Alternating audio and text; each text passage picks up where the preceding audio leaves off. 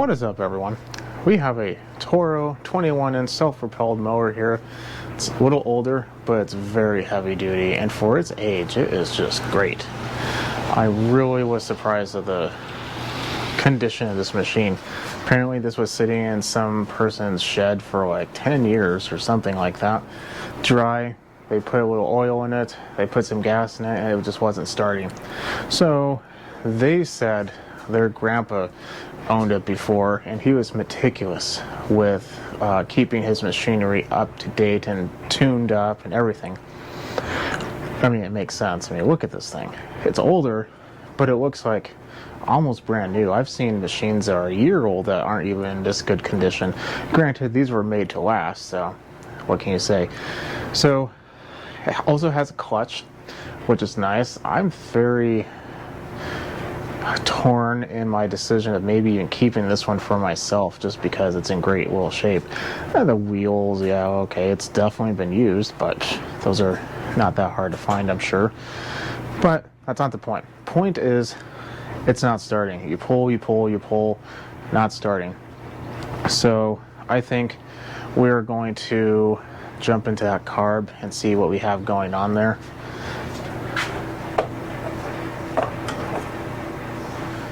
Uh-oh. Looks like Grandpa forgot to put an air filter in there. So that could be part of the problem right there. The owner did say, though, he was able to get it started with starting fluid, but it would die. So I'm hoping the owner just forgot to put it back, or the previous owner. Guess how much this was? I'll let you sit for a moment. Put it out there. $25. It was a steal. I literally saw it on the internet, and I got in the truck and I left.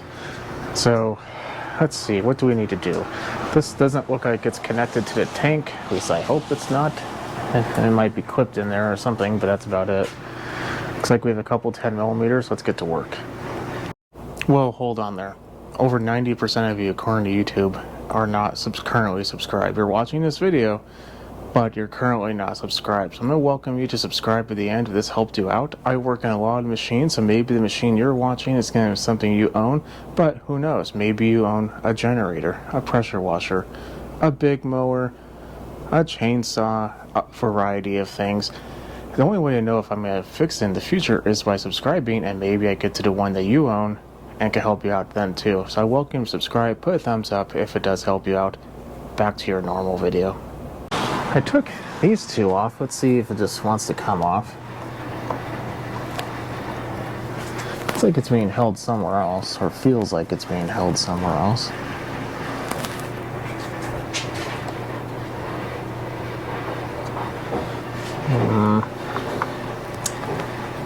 Definitely feels like it's being held over here.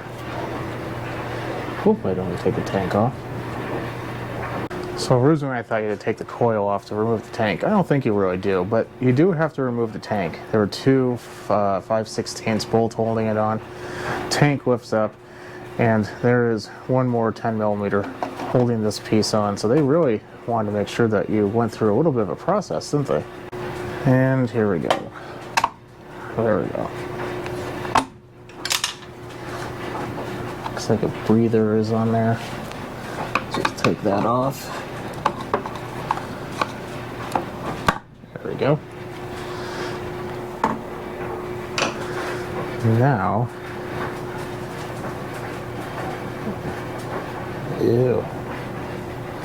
Don't even know what that is.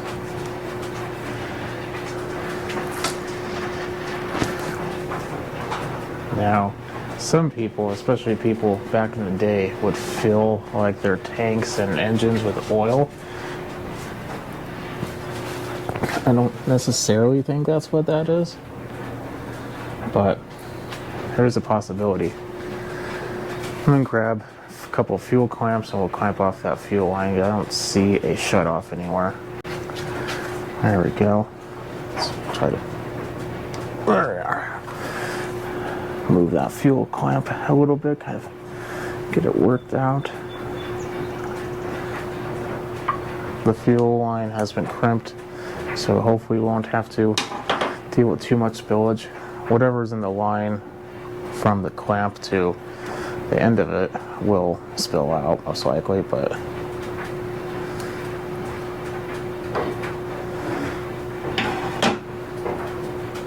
let's take this off. Is that metal? That is metal. That's crazy.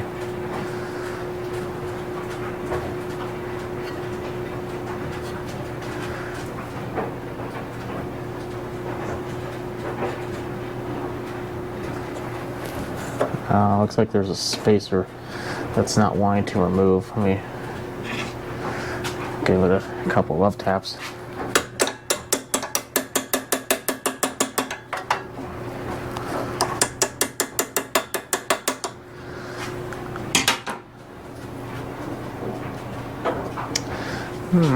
That could be a little bit of a problem. I'll work on that a little bit here. So I couldn't get the spacer off, but let's see if we can remove some of these lines. There we go. That whole lever came off. Okay, well, let's go ahead and see what kind of joys are in here. Let us take off the bowl.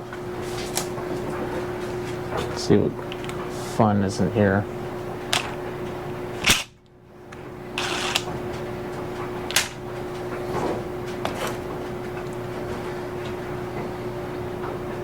Interesting.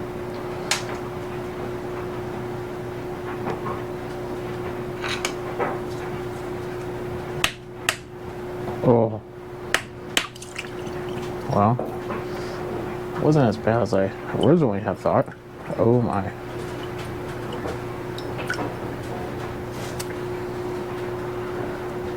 Yeah. A little gritty in there. Something tells me Grandpa put this away in a hurry. Okay, we can get a towel and we'll start disassembly. I apparently am out of shop towels. So, inside towels it is. Don't tell Miss P&W. I think she'd be too fond of that.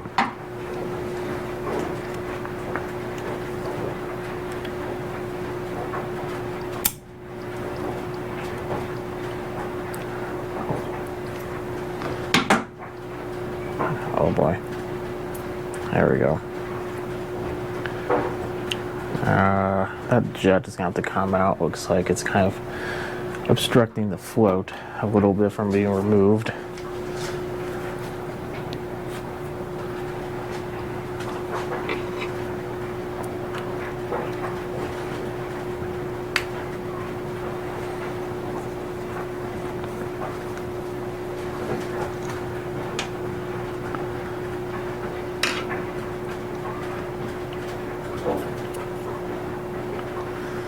It might as well be clean too.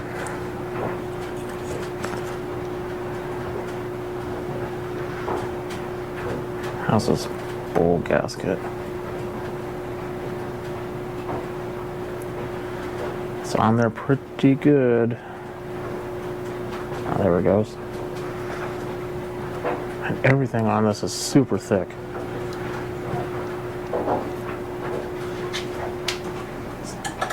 Definitely was made to do some work.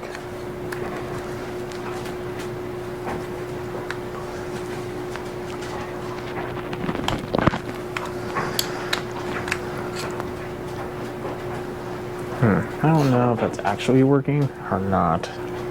With the right tool it will work.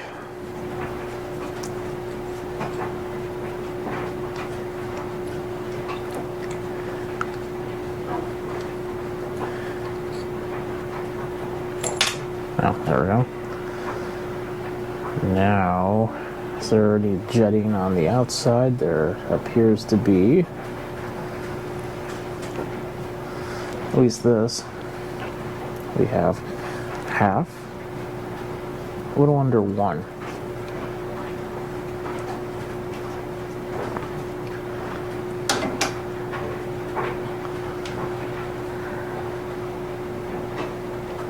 I'll take that off as well. I'm going to take a wire brush and get a lot of this dirt off, or even like a screwdriver, anything really. And then I'm going to put this in the ultrasonic cleaner and we'll come right back. After removing a lot of the dirt, I found there's one more jet. It's completely covered up.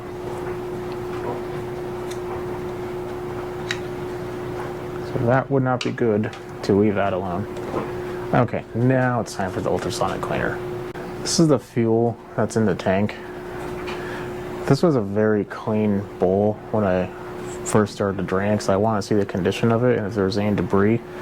The first time those black little specks were black little chunks, and the second time was pretty much like this, and this was the third time.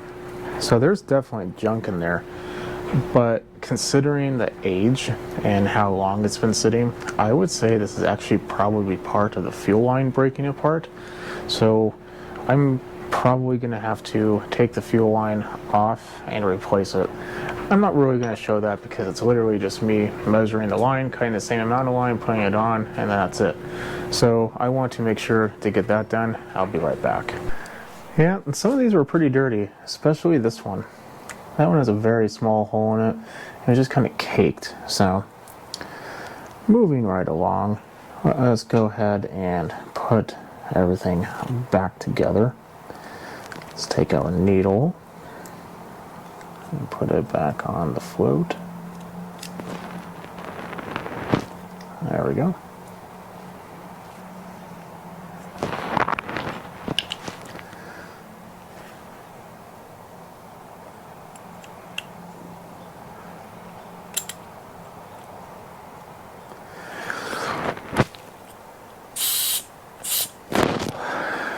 When blowing on this end with the float down, it should not actually have any air come through, but when you lift the float up, you should hear it, and that's what happened. So I'm pretty happy with that.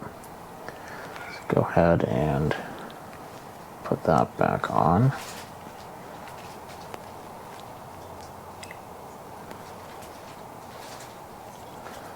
Is this backwards? Oh, yes, it is. That would help.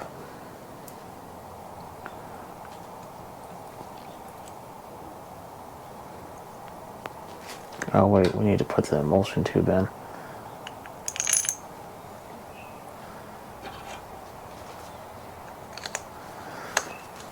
With the exception of that little gritty stuff, it isn't all that horrible. I will say though, I found a sticker on the bottom of the tank and it said 1990.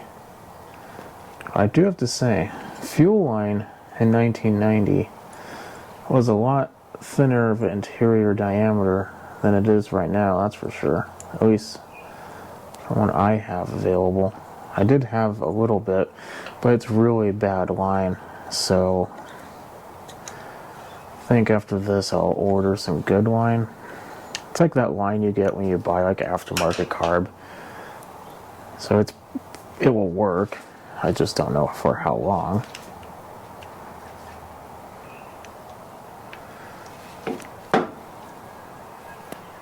The bowl came out pretty decent. Not perfect, but it's just a lot of staining primarily. I'm not too worried about it. Staining I can live with. It's chunks that I can't live with. Like that black part of the fuel line, or the fuel line breaking apart, was just not gonna work. That goes like that, which means the screw needs to be on the outside. There we go. Doesn't really matter all that much, but not like people really use it. Ooh, I forgot to clean that. Let me get a wire wheel, get that cleaned up a little bit. Okay, bowl on. Now we put in our jet. Just right there. This is a fixed jet, so it goes all the way down. It's not one of those adjustments. This one, on the other hand, is an adjustment, so you can tell because it has a taper. That one we're going to tighten all the way and then loosen it one turn. I prefer to have a run a hair on the rich. The worst case scenario is I can just loosen it at a later point in time.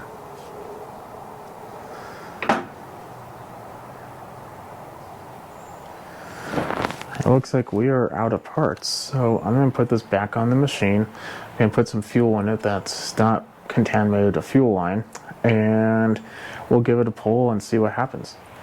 Carb is installed. I put some foam in the air filter, oiled it up a little bit beforehand. That's pretty much all it would take anyway. Just got an extra big piece and I cut it to fit. Boom, done. I think we are ready to go. The plug seems decent. Oil, like the person said, is practically new or is new. And yeah. I put this in neutral just in case. There we go. I don't suspect it's going to engage, but you never know. Now, let's give it a pull.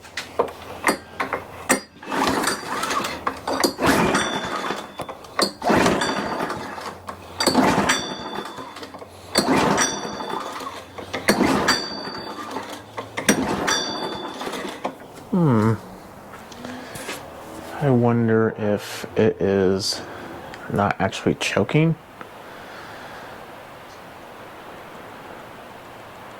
I don't know, let me look. Before I do that, I was going to put a little starting fluid and see if it would do that. Maybe it's flooded. I'm going to turn it off choke and see what happens. I did.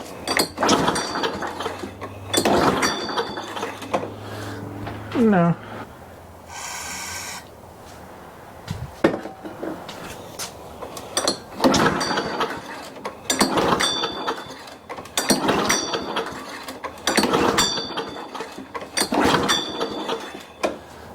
Is there a kill I'm just not seeing somewhere? We didn't really check it for spark. Maybe we'll do that real quick here. Remember how I said it looked decent? That was obviously just from the outside. It's completely bridged over with carbon. That's crazy. This might be a situation where a new plug actually will fix this problem. I'm going to put a new plug in there, and I'll try this one more time. Put the filter back on, new plug. I double checked that there was spark, and there is spark. So if you don't know how to do that, you put the end of the spark plug that would usually have the spark touching metal, and then you pull on it if you see a spark, and it's fine. You can put your hand on it if you really want to have a jolt, but you know, each person has their own special ways. Now let's try without the choke, because I did put some starting fluid down it.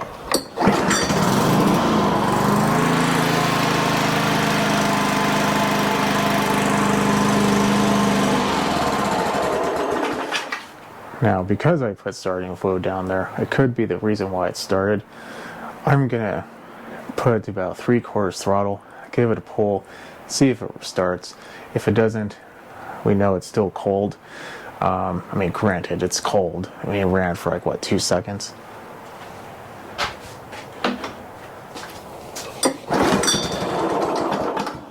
Okay. Old choke.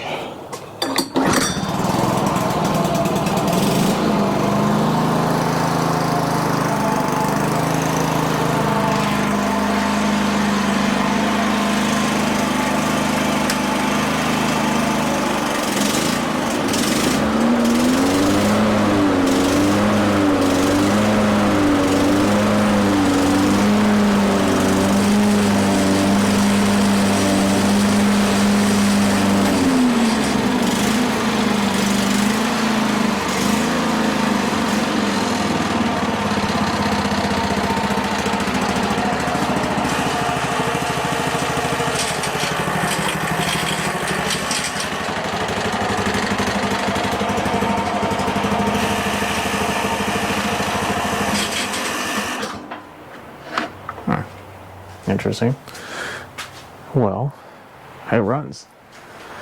I'm gonna do a little bit more testing. There was a weird noise. I'm not 100% sure what that was. Kind of sounds like something's rattling. I mean, everything's in there nice and tight. So, not really sure what that was. I'm also gonna unscrew the adjustment out a little bit because it was hunting a little. That's usually a sign of lean, and that's going to richen it up. So with the exception of that, I think we have a good running machine. The blade runs. I have no idea why that just plops open. Is there a lock? Caution, operate mower only bag or shoot. Well, yeah, that makes sense. So, I don't know.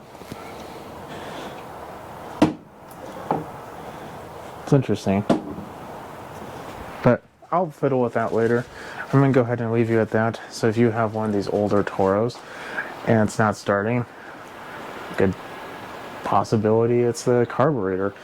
And more importantly, check the fuel that's in there. Even if it's good fuel, which I think this is probably okay to run, the fuel line was crap. Total garbage. It was starting to degrade and started to put little pieces and falling off and going into the carb. Just get rid of it. Do what we did today. Put a new fuel line in there. Just because you clean it out real good doesn't mean that later more pieces aren't going to crumble and then crumble into, or you know what I mean. I'm going to go ahead and leave you at that. Follow me on Instagram at SmallEngine101. If you like what you see, keep on watching. Don't forget to subscribe, and I'll see you in the next video. You have a good rest of your day.